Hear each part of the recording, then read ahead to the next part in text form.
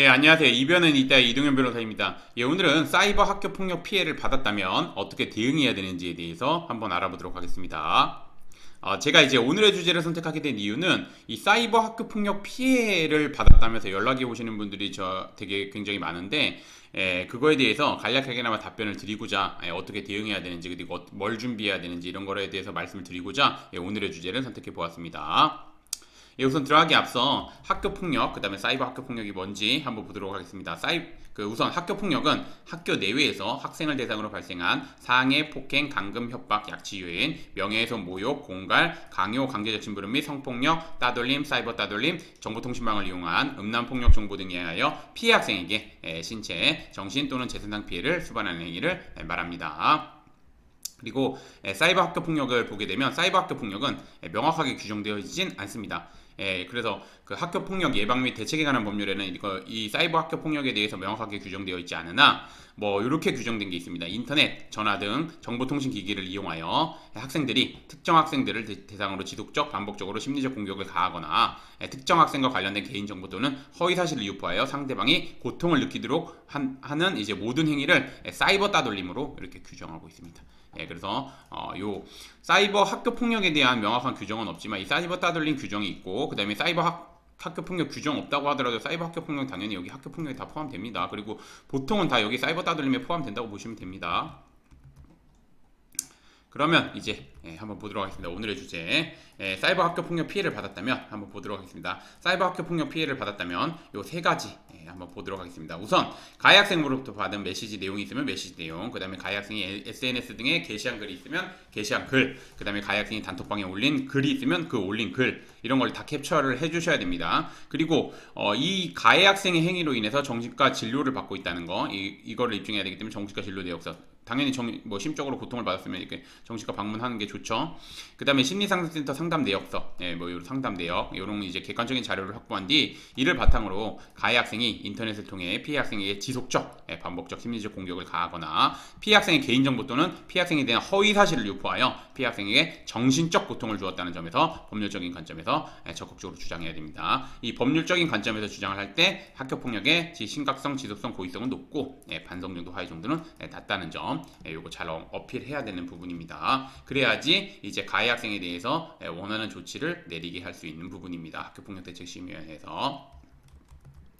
그리고 계속해서 보게 되면 가해 학생의 사이버 학교 폭력이 뭐 명예훼손이나 모욕죄 이런 이제 형사범죄에 해당하는 경우에는 피해 학생은 가해 학생에 대해서 진정서 내지 고소장을 접수해 가해 학생이 형사처벌 내지 가정법원의 보호처분을 받도록 대응해야 됩니다. 요거는 이제 형사적인 관점, 요거는 학폭에 대한 관점, 그리고 마지막으로 이건 민사적인 관점입니다. 가해 학생이 학교폭력대책심의위원회로부터 조치를 받은 내용, 그 다음에 이제 가정법원으로부터 보호처분을 받은 내용 등을 바탕으로 가해 학생과 학부모를 대상으로 뭐 민법 750조 등을 청구 원인으로 하여 민사상 손해배상을 청구해 피해를 받은 부분에 대해서 금전적으로 회복을 받아야 합니다. 지금 제가 되게 간단하게 설명을 드렸지만 이건 정말 그냥 가이드 수준이라고 보시면 되고, 이거를 당연히 하나하나 좀 디테일하게 준비를 해야 되고, 당연히 법률적인 관점에서도 법률적인 관점에서 준비해야 되는 부분입니다. 그리고 뭐 형사 사건 같은 경우는 이제 가서 같이 조사를 받으면서 이제 뭐 당연히 변호사의 조력을 좀 받을 필요가 당연히 있고, 특히나 이제 민사 사건 같은 경우는 이제 소송이 진행되는 거기 때문에 아무래도 이제 일반인들이 진행하는 거는 좀 제한이 되고 변호사님 도움 받는 필요가 있죠. 이 형사 사건도 마찬가지고. 그리고 무엇보다 중요한 거는 학폭 사건인데, 학폭 사건 같은 경우에 잘 나와야지 이게 뭐 서로 영향은 안 미친다고 하지만 보시면 아시듯이 이제 그 학폭에서 조치 나온 거를 이제 수사기관 조사받을 때 그거를 내면 수사기관에서도 그런 거를 반영합니다. 그리고 이제 학폭에서 조치 나온 게 더 엄중한 조치를 나오면 나올수록 가해 학생에 대해서 민사상 손해배상 청구 인용 금액이 점점 높아집니다. 그거는 좀 아셔야 되기 때문에, 그래서 보통 이제 요거를 좀 잘 대응한 다음에 뭐 요거랑 같이 대응하는 경우도 있지만, 우선은 학폭을 잘 대응하고 그다음에 결과 잘 받고, 그다음에 이제 뭐 형사 사건에서 결과 잘 받고, 요거가 어느 정도 마무리된 다음에 결과가 나오면 요거를 바탕으로 이제 민사상 손해배상을 청구하게 되는 겁니다. 그래서 한번 이제 오늘의 주제를 좀 정리를 하자면 사이버 학교 폭력 피해를 당한 경우 심각한 피해를 입었음에도 불구하고 제대로 주장하거나 어필하지 못해 원하지 않는 결과가 나오는 경우 있습니다. 그리고 특히 학교는 수사기관이 아니기 때문에 제출된 자료만으로 판단하는 경우가 있습니다. 그래서 초기부터 좀 제대로 준비하고 피해받은 부분 정확히 어필하고 이런 부분들을 적극적으로 대응해야 됩니다.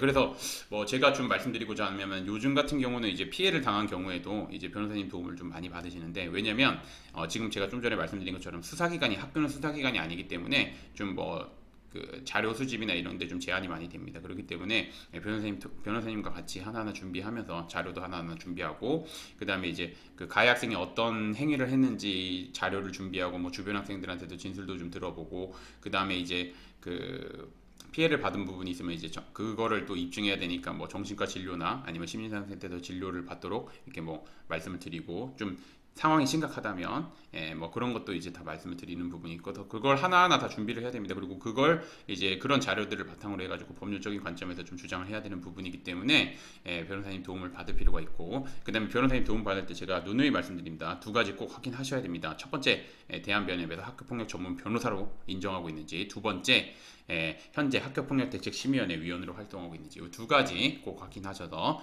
그 요건 갖추신 변호사님 도움을 받아서 진행할 필요가 있습니다.